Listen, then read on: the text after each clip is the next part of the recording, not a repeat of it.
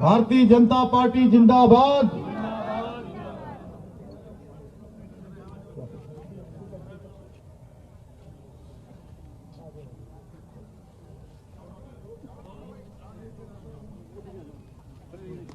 यहीं रुक जाओ यार।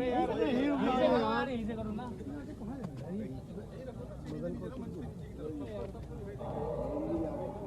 सामने से हटो।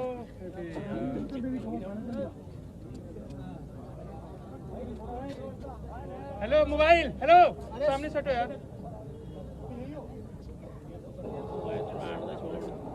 अरे छोड़ना।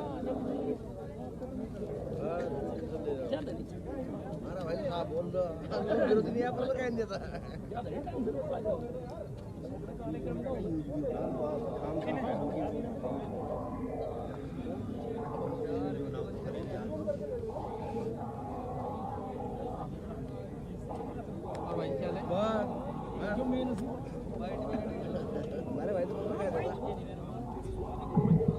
भारतीय जनता पार्टी के प्रदेश अध्यक्ष श्रीमान मदन कौशिक जी भी हमारे बीच में उपस्थित हुए हैं। आपका भी इस जनसभा में हार्दिक स्वागत है, अभिनंदन। समय की मर्यादा है, मैं सीधे निवेदन करना चाहूंगा माननीय मुख्यमंत्री जी से कि कृपया आप आए और इस सभा को संबोधित करने की कृपा करें। माननीय मुख्यमंत्री जी। भारत माता की। क्या बात है, ठंड में सब लोग क्या धूप आ गई है? अब तो जोर से बोलिए, बोले भारत माता की, भारत माता की। नरेंद्र मोदी जिंदाबाद, नरेंद्र मोदी जिंदाबाद। संजय गुप्ता विजय हो। अरे भाई दोनों हाथ उठा के बोलिए, संजय गुप्ता विजय हो, संजय गुप्ता विजय हो। कार्यकर्ता यहाँ क्या आज पत्रकारों के लिए बैठते बैठे वहाँ जाकर नारे लगा उधर जाओ। वर्चुअल जनसभा हरिद्वार लोकसभा क्षेत्र के इस कार्यक्रम में यहाँ पर उपस्थित भारतीय जनता पार्टी के हमारे प्रदेश अध्यक्ष आदरणीय मदन कौशिक जी, जिला अध्यक्ष आदरणीय डॉक्टर जयपाल सिंह जी और इस क्षेत्र के लोकप्रिय एवं जुझारू जिन्होंने आप सबके लिए पिछले 5 वर्षों तक लगातार इस क्षेत्र को आगे बढ़ाने के लिए आप सबका वकील बनकर आप सबकी वकालत की है। और भारतीय जनता पार्टी के राष्ट्रीय अध्यक्ष नड्डा जी ने, हमारे देश के प्रधानमंत्री नरेंद्र मोदी जी ने और पूरे केंद्रीय हाईकमान ने उनको फिर से आपकी सेवा के लिए प्रत्याशी बनाकर भेजा है। ऐसे हमारे लोकप्रिय संजय गुप्ता जी, हमारे चुनाव के प्रभारी राष्ट्रीय प्रवक्ता आदरणीय आरपी सिंह जी, हमारे प्रदेश महामंत्री कुलदीप जी, उमा जी, मंच पर विराजमान हमारे भारतीय जनता पार्टी के सभी पदाधिकारीगण, सभी उपस्थित कार्यकर्ता भाइयों एवं बहनों, उपस्थित पत्रकार मित्रों और छायाकार बंधु। आज चूंकि माननीय प्रधानमंत्री जी कुछ ही समय बाद हम सबके बीच में आने वाले हैं, भाइयों बहनों, ये चुनाव, इस बार का चुनाव बहुत ही महत्वपूर्ण चुनाव है। इस बार का चुनाव 2 प्रकार के लोगों के बीच में चुनाव हो रहा है। एक तरफ वो लोग हैं जिन्होंने कोई काम नहीं किया, अपने समय में केवल कारनामे किए हैं, और कारनामे ही नहीं बल्कि काले कारनामे किए हैं। और एक तरफ वो लोग हैं, जैसे आज हमारे देश के प्रधानमंत्री मोदी जी के नेतृत्व में आपने देखा होगा, पिछले समय में जब कोरोना महामारी आई थी, तो उस महामारी के समय में जब पूरा विश्व त्राहिमाम चिल्ला रहा था, हमारे देश के प्रधानमंत्री जी ने रात दिन जगकर, रात दिन प्रयास करके अपने देशवासियों को बचाने के लिए कोरोना वैक्सीन लेकर आए, कोरोना के लिए वैक्सीन लेकर आए। और वैक्सीन भी एक नहीं, 2 वैक्सीन लेकर आए, कोविशील्ड और कोवैक्सीन के नाम से। और जब कोरोना वैक्सीन आ गई तो भाइयों बहनों, कुछ पार्टियों के लोगों को आपने देखा होगा, कुछ पार्टियों के लोगों को आपने देखा होगा, वो लोगों को भरमाने का काम कर रहे थे और वो कह रहे थे कि ये कोरोना की वैक्सीन लगाओगे तो लीवर फेल हो जाएगा, आपका हार्ट फेल हो जाएगा, आपकी किडनी फेल हो जाएगी, आप गंभीर रूप से बीमार हो जाओगे या आप भगवान के पास चले जाओगे, आपका जीवन समाप्त हो जाएगा। बोले कह रहे थे कि नहीं कह रहे थे? आप लोग बताइए।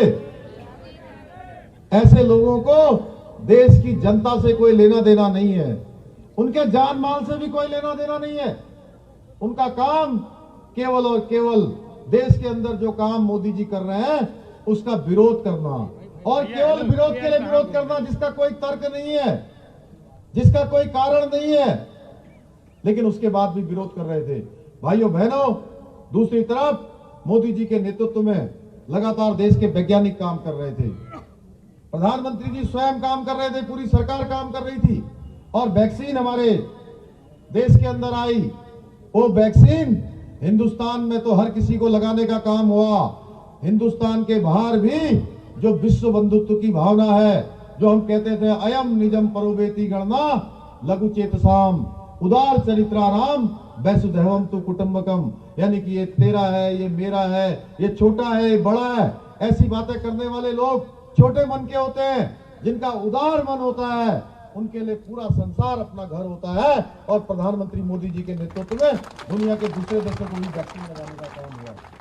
भाइयों बहनों, ये वैक्सीन जिसकी कीमत 1750 रुपए है, और ये 1750 रुपए की वैक्सीन उसकी पहली डोज फ्री में लगाई गई। बताइए लगाई गई कि नहीं लगाई गई? आप लोग जोर से बोलिए अगर आवाज आ रही है तो। पहली डोज फ्री में लगाई गई, हमारी बहनें नहीं बोल रही यहाँ से। दूसरी डोज भी फ्री में लगाई गई। अरे पीछे से तक बोलिए सब लोग जोर से, मोदी जी भी देखने वाले हैं वहां से। हम दूसरी डोज भी फ्री में लगाई गई, और अब तीसरी डोज भी फ्री में लगाई जा रही है।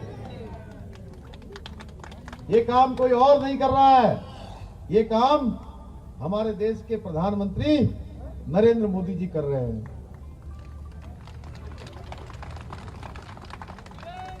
इसके साथ साथ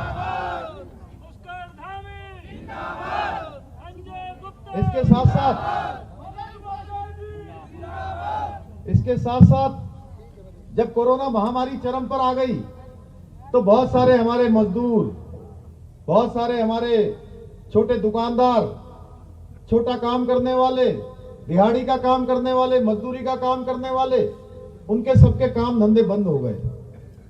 और जब उनके काम धंधे बंद हो गए तो हमारे देश के प्रधानमंत्री जी ने उनकी चिंता की और तय किया कि कोई भी भूखा नहीं सोएगा, कोई बिना अन्न के नहीं रहेगा।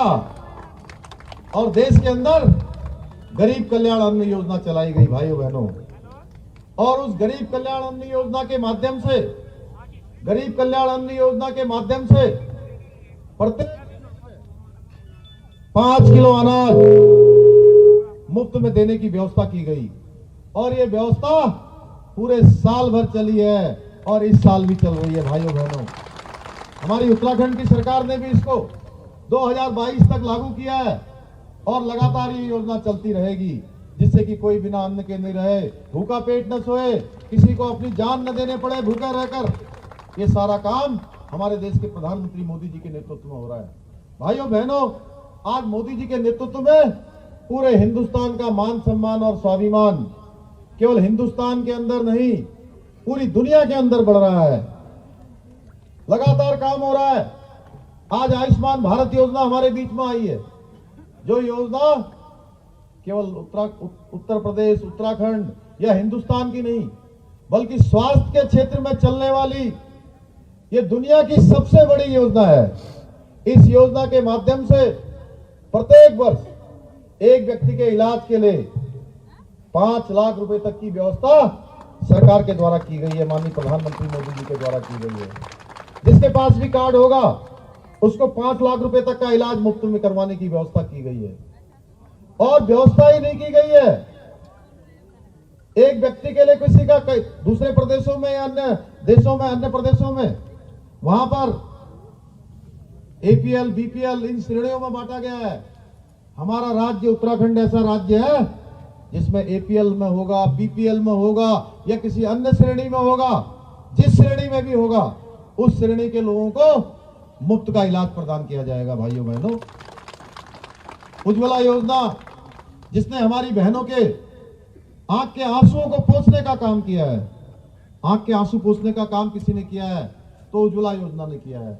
जिन बहनों ने कभी सोचा भी नहीं होगा, जो रोटी बेलते बेलते, चूल्हा फूकते फूकते, जिनके कलेजे के अंदर 400 बीड़ी और सिगरेट के बराबर धुआं चला जाता था, जिनके लिए सपना था कि कभी वो गैस के चूल्हे में रोटी बनाएंगी, उनके घर के अंदर भी मुफ्त का गैस का सिलेंडर पहुंचाने का काम हमारे देश के प्रधानमंत्री नरेंद्र मोदी जी ने किया है। भाइयों बहनों, ऐसे अनेकों काम है। प्रधानमंत्री आवास योजना, हर किसी को आवास देने का काम हुआ है। शौचालय बनाने का काम, कितनी मुश्किलें होती थी, शौच जाने के लिए कितनी परेशानियां होती थी, कितनी प्रकार की घटनाएं होती थी, ये किसी से छुपा हुआ नहीं है। ये काम लगातार प्रधानमंत्री मोदी जी के नेतृत्व में हो रहे हैं। भाइयों बहनों, आज किसानों को किसान सम्मान निधि दी जा रही है। प्रत्येक वर्ष 6,000 रुपए का एक सम्मान उनके खातों में डाला जा रहा है। चाहे इंद्रधनुष योजना हो, one nation one ration card हो, अनेकों योजनाएं आज धरातल पर उतरी हैं।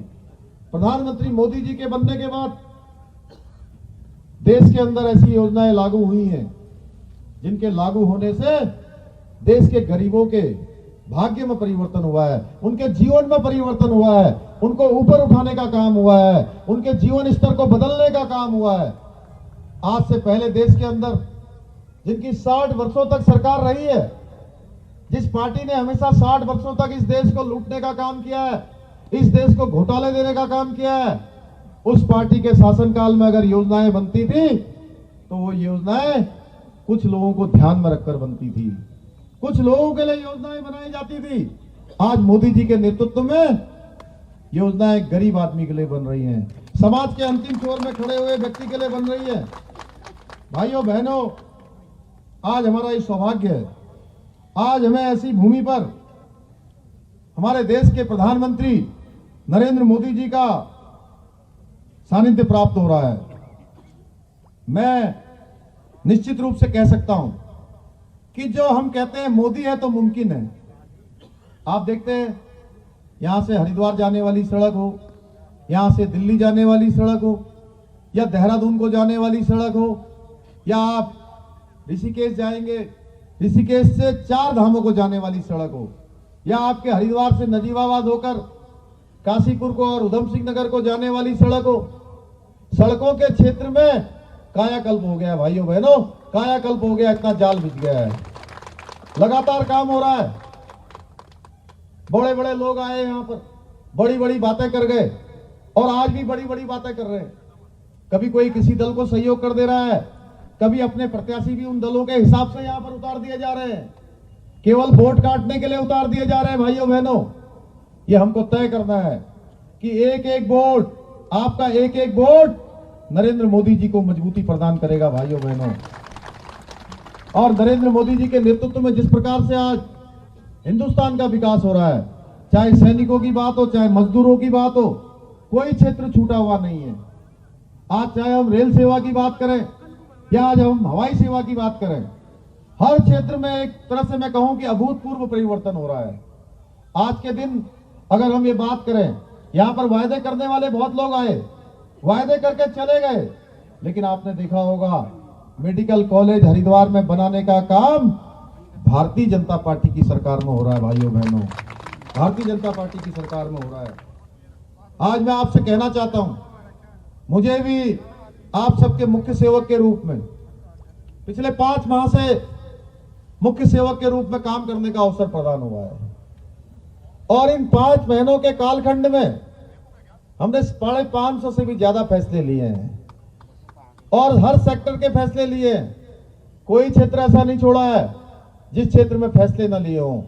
भाइयों बहनों, अगर हम एक तरफ से गिनती करें तो हमने आपदा के समय में आपदा के लिए तमाम लोगों को जो सहायता राशि एक पैकेज के माध्यम से देने का काम किया, उसमें हमारे परिवहन क्षेत्र से जुड़े हुए, छोटे होटलों से जुड़े हुए, सांस्कृतिक क्षेत्र से जुड़े हुए, और साथ में जो हमारे महिला मंगल दल हैं, युवक मंगल दल हैं, इन सभी के खातों में डीबीटी के माध्यम से सीधे सीधे हमने पैसा भेजने का काम किया है। भाइयों बहनों, हमारे स्वयं सहायता चलाने वाली हमारी बहनें, मैं आजकल किसी भी कार्यक्रम में जा रहा हूं, किसी जनसभा में जा रहा हूं, तो मैं वहां देखता हूं कि हमारी बहनों की संख्या बहुत ज्यादा होती है और इन बहनों का आशीर्वाद हमें मिल रहा है। और मैं आज जिस प्रकार के यहाँ पर पहुंचने पर, लक्सर पहुंचने पर, इस हरिद्वार की पवित्र भूमि पर पहुंचने पर आप सब लोगों का इस लक्सर की भूमि पर आपका ये उत्साह देखकर, आपका ये जोश देखकर मैं दावे के साथ कह सकता हूं, मुझे अब कोई संशय नहीं रहा, मेरे मन में कोई संदेह नहीं रहा। मुझे विश्वास हो गया है कि आप सब लोग इस बार फिर से यहाँ से भारी बहुमत से कमल खिलाने वाले हैं और संजय गुप्ता जी को जिताने वाले हैं, संजय गुप्ता को जिताने वाले हैं। भाइयों बहनों,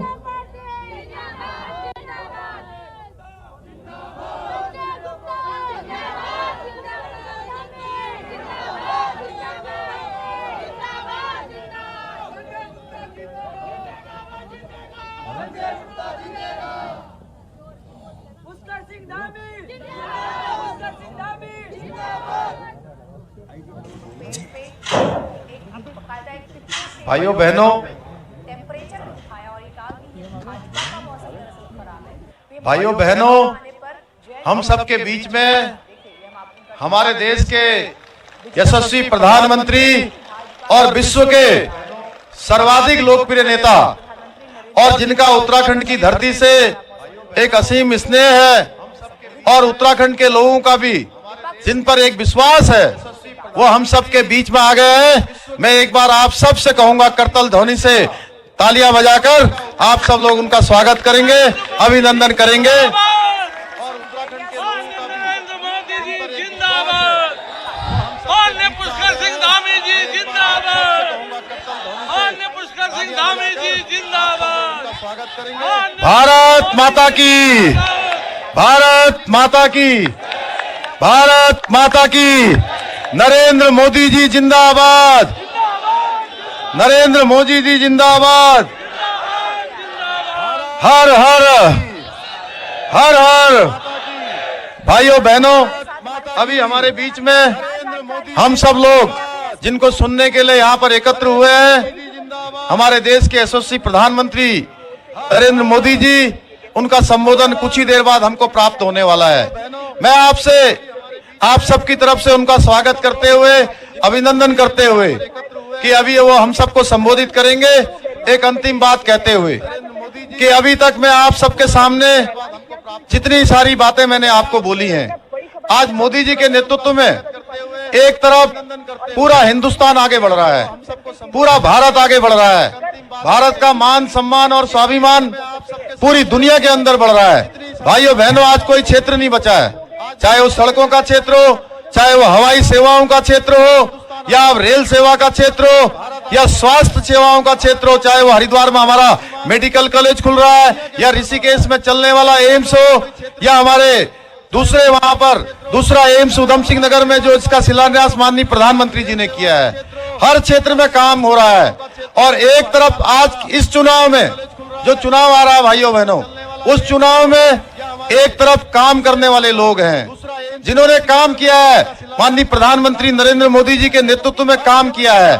एक तरफ वो लोग हैं जिन्होंने देश की सत्ता पर 60 वर्षों तक शासन किया है और 60 वर्षों तक शासन करने के बाद केवल देश को गरीबी देने का काम किया है, हमेशा तुष्टीकरण की बात की है, हमेशा भेदभाव की बात की है, हमेशा गरीबों को दबाने की बात की है, कुचलने की बात की है। आज मोदी जी के नेतृत्व में आज हिंदुस्तान के अंदर हर क्षेत्र में ऐसी योजनाएं बनाई जा रही है जो गरीबों के लिए बनाई जा रही हैं, आम आदमी के लिए बनाई जा रही है, सामान्य आदमी के लिए बनाई जा रही है। एक तरफ आज प्रधानमंत्री मोदी जी के नेतृत्व में ये सब काम हो रहे हैं और दूसरी तरफ केवल कारनामे करने वाले लोग जिन्होंने अपने समय में कोई काम नहीं किया है, आज वो बड़ी बड़ी बातें करते हैं। जिनके परिवार के लोगों ने इस देश के अंदर 55 वर्षों तक और 60 वर्षों तक शासन किया है। आज मोदी जी जिस प्रकार की कार्य संस्कृति और कार्य व्यवहार इस देश के अंदर लाए हैं, जो कर्म नहीं करते थे भाइयों बहनों, वो भी कर्म करने के लिए मजबूर हो रहे हैं।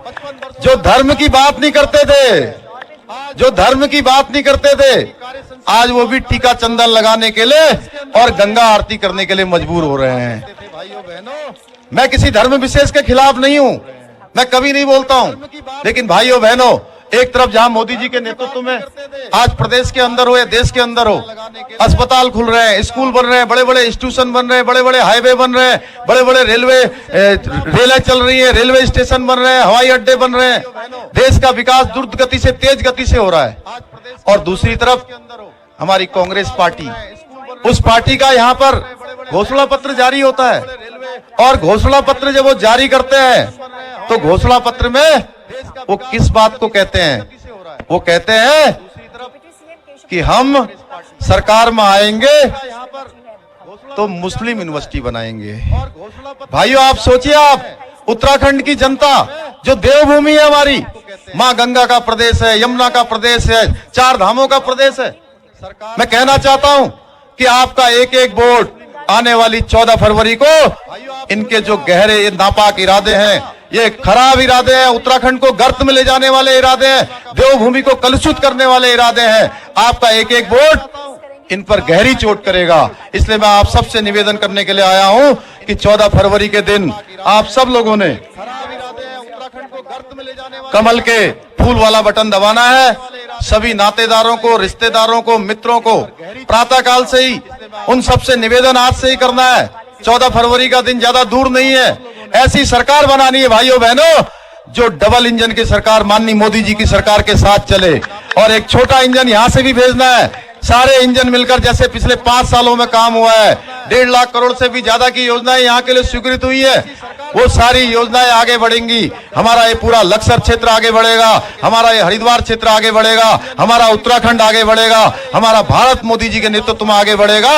मैं यही आप सबसे निवेदन करते हुए माननीय प्रधानमंत्री जी का एक बार अपने हृदय की गहराइयों से अभिनंदन करते हुए, 3 जगह पर भी इसी प्रकार की रैलियां हमारी हो रही हैं, सुल्तानपुर, मिक्कापुर, निरंजनपुर, और सभी लोग प्रधानमंत्री जी को पूरे 56 स्थानों पर हम सब लोग ऐसे सुन रहे हैं। मैं पुनः आप सबका धन्यवाद करते हुए, माननीय प्रधानमंत्री जी का अभिनंदन करते हुए उनसे अनुरोध करता हूं कि हम सबको अपना संबोधन दें, अपना आशीष वचन दें। बहुत बहुत धन्यवाद। एक बार खड़े होकर हाथ जोड़ता हूँ, एक बार खड़े होकर माननीय मोदी जी और धामी का अभिवादन करें तालियों के साथ। माननीय मोदी जी, प्रधानमंत्री जी का, माननीय पुष्कर सिंह धामी जी का हाथ जोड़ता हूँ आप सबसे, ताली बजाकर धन्यवाद। माननीय उत्तराखंड के विकास अभियान का नेतृत्व कर रहे हैं युवा और ऊर्जावान मुख्यमंत्री श्रीमान पुष्कर सिंह धामी जी, भाजपा के मेरे सभी कार्यकर्ता साथी और इस देवभूमि के लाखों मतदाता भाई और बहन, हरिद्वार की पवित्र धरती पर आध्यात्मिक तपस्या भी होती है और राष्ट्र रक्षा का यज्ञ भी चलता है। यहां पास में ही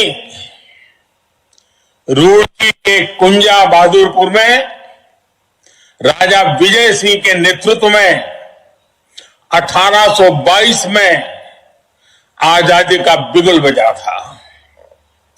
मैं इस परंपरा को प्रणाम करते हुए सबसे पहले हमारे भूतपूर्व सीडीएस जनरल बिपिन रावत जी, जो हमारी उत्तराखंड का धरती का गौरव, आज मैं बिपिन रावत जी को नमन करता हूं। मैं हर उस वीर को नमन करता हूं जिन्होंने उत्तराखंड की धरती से प्रेरणा लेकर देश के लिए अपना सर्वोच्च बलिदान दिया। भाई और बहनों, आज हरिद्वार के जन जन में जो जोश है, भाजपा को लेकर जो भरोसा है, उससे साफ है कि उत्तराखंड का आशीर्वाद पूरी तरह से भाजपा के साथ है। पुष्कर सिंह धामी जी के नेतृत्व में पूर्ण बहुमत की डबल इंजन सरकार एक बार फिर तय है। उत्तराखंड की पारखी जनता भली भांति जानती है कि ये चुनाव उत्तराखंड राज्य का सपना पूरा करने वाले और उत्तराखंड के निर्माण को छल साजिश से रोकने वालों के बीच में है। एक और भारतीय जनता पार्टी है जिसने अपनी सरकार में आने के तुरंत बाद अटल बिहारी वाजपेयी जी के नेतृत्व में उत्तराखंड राज्य बनाया। दूसरी ओर वो लोग हैं जिन्होंने उत्तराखंड के निर्माण को रोकने के लिए हर संभव षड्यंत्र किया, जितने हो सकते थे रोड़े अटकाए।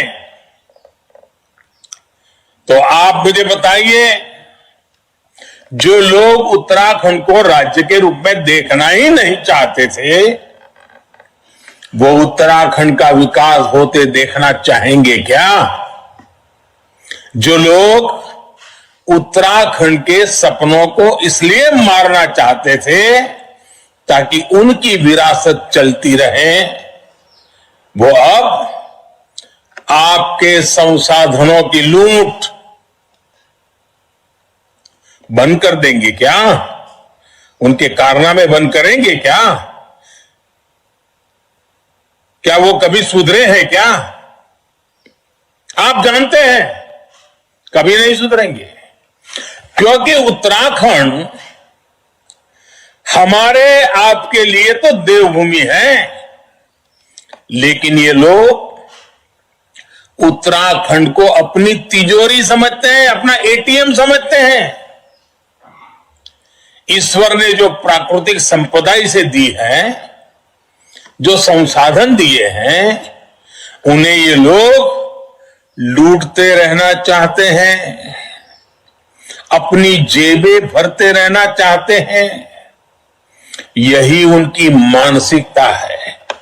लेकिन देवभूमि की देव्य तुल्य जनता ने यह तय कर लिया है कि अब इन्हें मौका नहीं मिलने वाला है। ये पुण्य प्रदेश अब इन्हें भ्रष्टाचार का पाप नहीं करने देगा। साथियों, कुछ लोग ऐसे होते हैं जो खुद तो कुछ अच्छा नहीं करना चाहते, और तो दूसरा अच्छा काम कर दे तो उनके पेट में दर्द होने लगता है। उत्तराखंड को लेकर कांग्रेस पार्टी का यही रवैया रहा है। इनकी इच्छा के खिलाफ उत्तराखंड बन गया तो ये आज तक उससे अपनी भड़ास निकाल रहे हैं। इन्होंने उत्तराखंड को पीछे धकेलने के लिए देश की सुरक्षा तक को ताक पर रखने में संकोच नहीं किया। ये राज्य हमारा बॉर्डर स्टेट है। यहाँ के गांव दूसरे देश की सीमा से जुड़े हुए हैं, इसलिए यहाँ का विकास, यहाँ का इंफ्रास्ट्रक्चर, यहाँ के लोगों के जीवन के लिए नहीं, देश की अखंडता के लिए भी जरूरी है, राष्ट्र रक्षा के लिए भी जरूरी है। लेकिन इतने दशकों तक कांग्रेस वालों ने क्या किया? जहां थी उस इलाके को जानबूझकर सबसे पिछड़ा बनाए रखा। अब भाजपा की सरकार सीमावर्ती गांवों में प्राथमिकता के आधार पर इस बजट में भी वाइब्रेंट विलेज नाम से एक योजना का ऐलान किया गया है। इस योजना के तहत सीमावर्ती गांवों में संसाधन और सुविधाएं बढ़ाई जाएगी ताकि वहां पर्यटन भी बढ़े। साथियों, जिस पार्टी की स्ट्रेटेजी विकास न हो, इसी सोच वाली हो, वो अब लाख वायदे कर लें, अगर सत्ता मिल गई तो क्या करेंगे ये पूरा हिंदुस्तान जानता है, उत्तराखंड ज्यादा जानता है। इन्होंने पाप किया है उत्तराखंड के सपनों का गला घोंटने का। इन्होंने पाप किया है विकास की दौड़ में उत्तराखंड को दशकों पीछे धकेलने का। इन्होंने अक्षम्य पाप किया है देश की सुरक्षा को दांव पर लगाने का।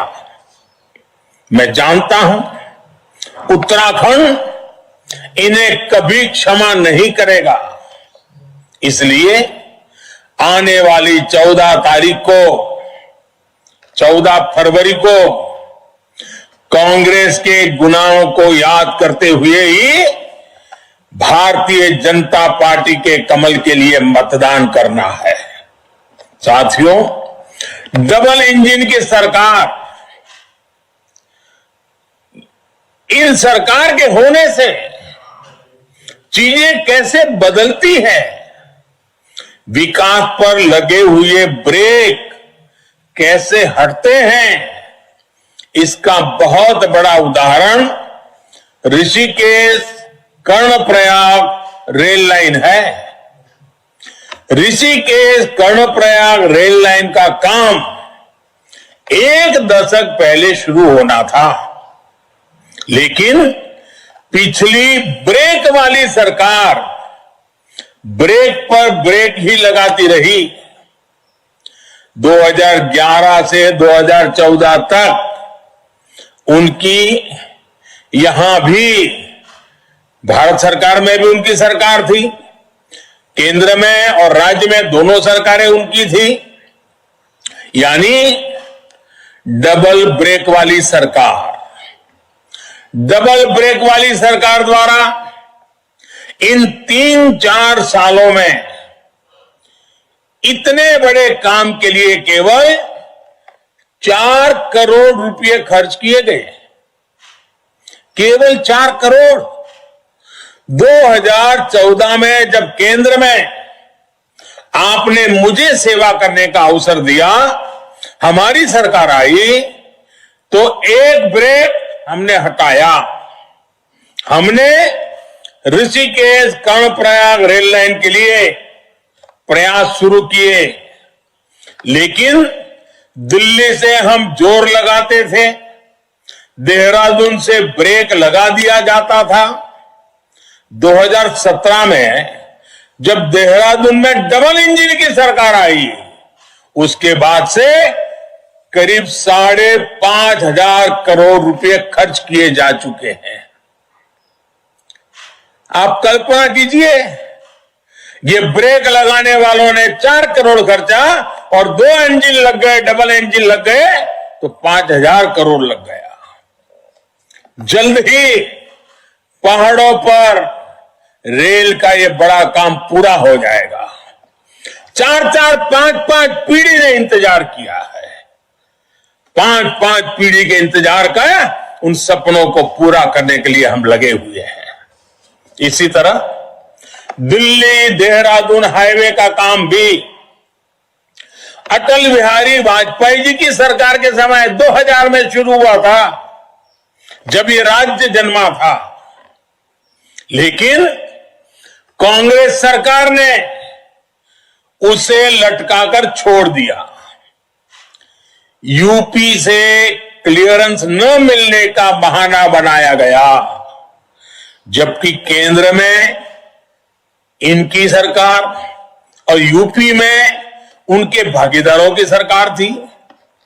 ये काम भी तब भी पूरा हुआ, ये काम तब पूरा हुआ जब भाजपा की डबल इंजन सरकार आई। ये ब्रेक लगाने वाले फिर से मौके की तलाश में बैठे हैं, लेकिन अब उत्तराखंड को गति चाहिए, उत्तराखंड को प्रगति चाहिए, उत्तराखंड को लगातार डबल इंजन की सरकार चाहिए। साथियों, हरिद्वार का नाम ही हरि का द्वार है, यानी श्री हरि का द्वार। और जहां भगवान हरि है वहीं लक्ष्मी जी जाती है, यानी प्रगति समृद्धि भी वहीं से होकर जाती है। ये क्षेत्र उत्तराखंड को दिल्ली और देश के दूसरे हिस्सों से जोड़ता है। यहां उद्योग की, पर्यटन की, रोजगार की अपार संभावनाएं हैं। हरिद्वार में स्थापित उद्योग पूरे उत्तराखंड के विकास को आगे बढ़ा रहे हैं। इसलिए हमारी डबल इंजन की सरकार ने हरिद्वार, देहरादून और इस पूरे क्षेत्र में विकास को तेज गति से आगे बढ़ाने का काम किया है। दिल्ली देहरादून के बीच बन रहा एक्सप्रेसवे यात्रा के समय को घटाएगा, नए उद्योगों को यहां आने का रास्ता देगा। हरिद्वार के उद्योगों को तो इससे बहुत बड़ा फायदा होगा। हमारी सरकार ने जौली ग्रांट एयरपोर्ट पर एक नया टर्मिनल भी शुरू किया है। इससे यहां आने वाले पर्यटकों की संख्या बढ़ेगी,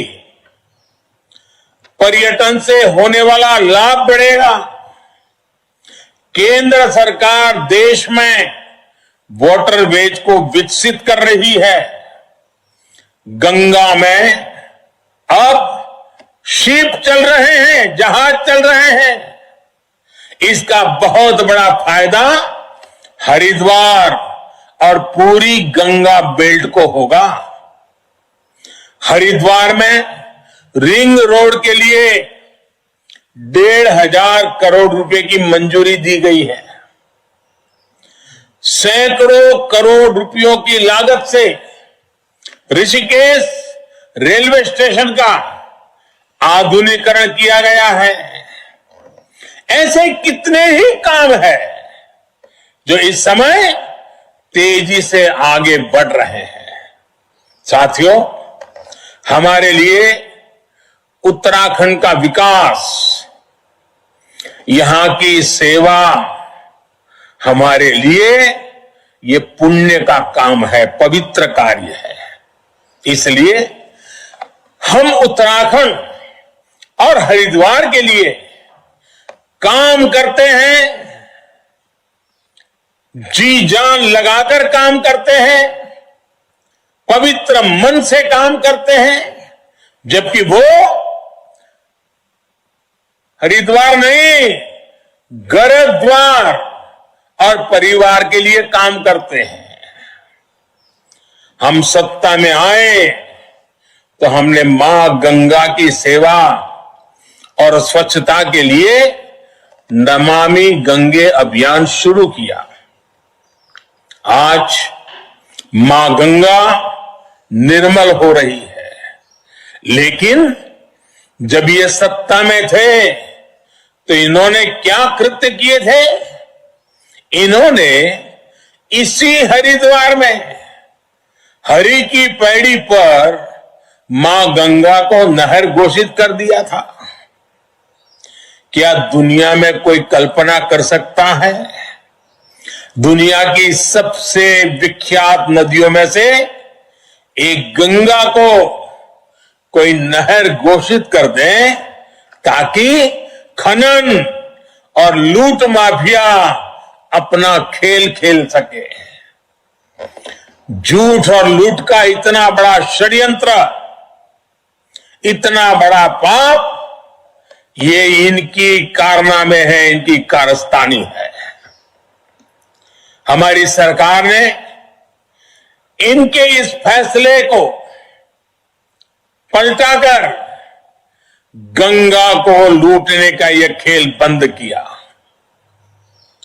जिसको देवभूमि की पवित्रता में, यहां की संस्कृति में जरा सी भी आस्था होगी, वो ऐसा करने का सोच भी नहीं सकता। उत्तराखंड की जनता ने इनके पापों की सजा इन्हें दी, लेकिन इनकी मानसिकता बदल नहीं रही है। ये पवित्र देवभूमि में अब तुष्टीकरण का जहर घोलने की कोशिश कर रहे हैं। कांग्रेस नेता यूनिवर्सिटी के नाम पर जो तुष्टीकरण यहां कर रहे हैं, वो उत्तराखंड के लोगों की आंख खोलने के लिए काफी है। इसके पहले सत्ता में थे, तब भी इन्होंने उत्तराखंड की संस्कृति और पहचान को बिगाड़ने के लिए कई खेल खेले थे। हरिद्वार के लोगों से बेहतर इस बात को और कौन जानेगा। मैं आपको बताना चाहता हूं, यूपी में योगी फिर आ रहे हैं, और योगी जी जब आते हैं तो अपराधी माफिया भागते हैं। यहां अगर कांग्रेस सरकार होती तो यूपी से भागकर ये अपराधी कहां जाते? इसी इलाके में आकर के अपना ठिकाना बना लेते। यहां उनकी खातिरदारी भी हो जाती, क्योंकि वोट बैंक में काम आ जाता। इसलिए अभी हम बचे हुए हैं, ऐसे लोगों की एंट्री बंद है, और इसलिए सतर्क रहना है। कांग्रेस को फिर से मौका नहीं देना है। साथियों, जिन्होंने दशकों तक पहाड़ों के लिए एक काम नहीं किया, वो अब नए नए नारे लेकर के आ रहे हैं। अगर इन्होंने पहले हमारे 4 धामों की सुध ले ली होती तो उत्तराखंड के पर्यटन और प्रगति के रास्ते खुल जाते, न कि लोगों को पलायन करना पड़ता। केदारनाथ में पुनर्निर्माण का काम भी तेज गति से तब शुरू हो सका जब डबल इंजन की सरकार बनी। आज केदारनाथ को अपने गौरव के अनुसार भव्यता भी मिली है और श्रद्धालुओं का मनोबल भी बढ़ा है। लेकिन मेरे उत्तराखंड के भाइयों बहनों, अभी जो इतना हुआ है अच्छा लग रहा है, संतोष हो रहा है, लेकिन मेरे लिए तो इससे भी आगे बढ़ना है। मुझे और ज्यादा काम करना है। इस भूमि से मेरा विशेष नाता है, लेकिन अगर ब्रेक वाले कोई बैठ गए तो आपके मन में जो सपने जगे हैं ना, उसको पूरा करना किसी के लिए भी मुश्किल कर देंगे। भाइयों बहनों, पर्यटन ठप होने से राज्य को जो नुकसान हो रहा था वो फिर से पटरी पर लौट रहा है। ये वो काम है जो डबल इंजन सरकार ने किया है। जो काम हो रहे हैं वो भी आपके सामने है। आज हमारी सरकार 12,000 करोड़ रुपए खर्च करके 4 धाम प्रोजेक्ट का काम कर रही है। जिन इलाकों में कई महीने पहुंचना मुश्किल होता था, वहां के लिए ऑल वेदर कनेक्टिविटी वाली रोड्स बनाई जा रही है। इस बार के बजट में केंद्र सरकार ने उत्तराखंड जैसे राज्यों के लिए पर्वतमाला परियोजना की घोषणा की है। इससे पहाड़ों पर विकास के नए युग का आरंभ होने जा रहा है। आने वाले समय में यहां पर्यटन बढ़ेगा, रोजगार बढ़ेगा और युवा अपने सपनों को पूरा कर सकेंगे। साथियों, विकास तभी होता है जब वो जन सामान्य तक पहुंचे, उनके जीवन को बेहतर कर सके।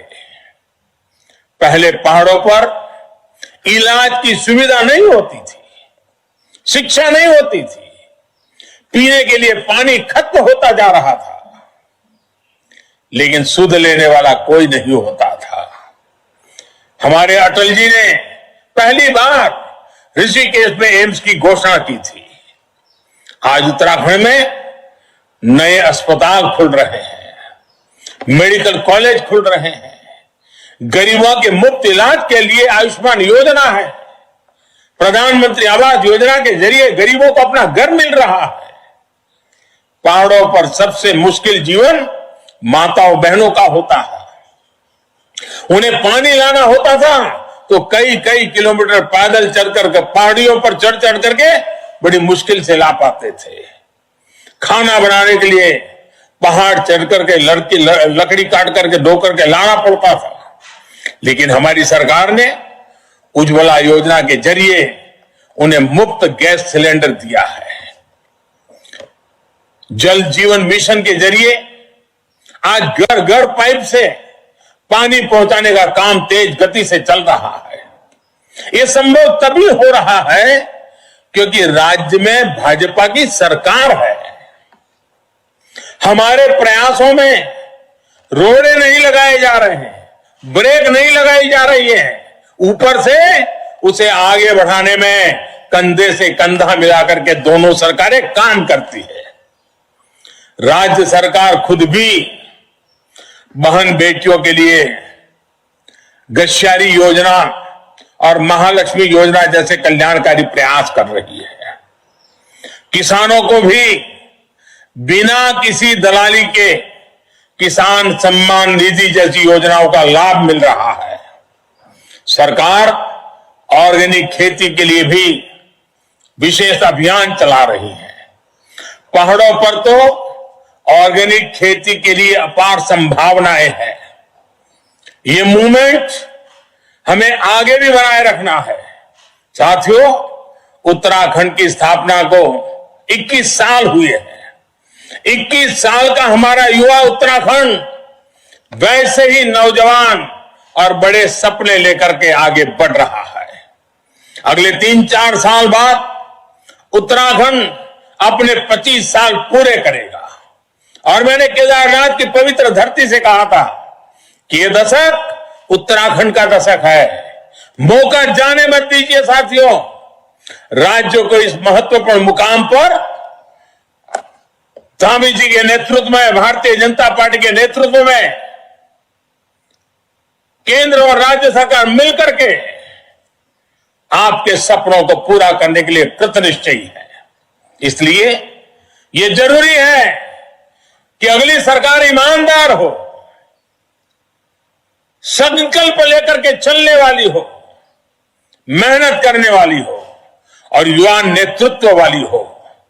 मैं आपको भरोसा देता हूं, पुष्कर सिंह धामी जी के नेतृत्व में बीजेपी आपको तेज विकास करने वाली सरकार देगी।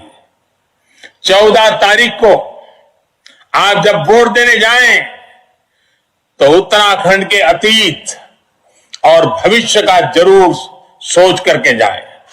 मुझे उत्तराखंड पर पूरा भरोसा है, यहां के क्षमतावान मतदाताओं पर पूरा भरोसा है, यहां की माताओं बहनों के सामर्थ्य पर मेरा भरोसा है। इसी के साथ मैं अपने शब्दों को विराम देता हूं। आप सब हाथ उठा करके मेरे साथ भारत मां का जयकारा करें। दोनों हाथ ऊपर करके भारत माता का जयकारा करना है। भारत माता की, भारत माता की, भारत माता की।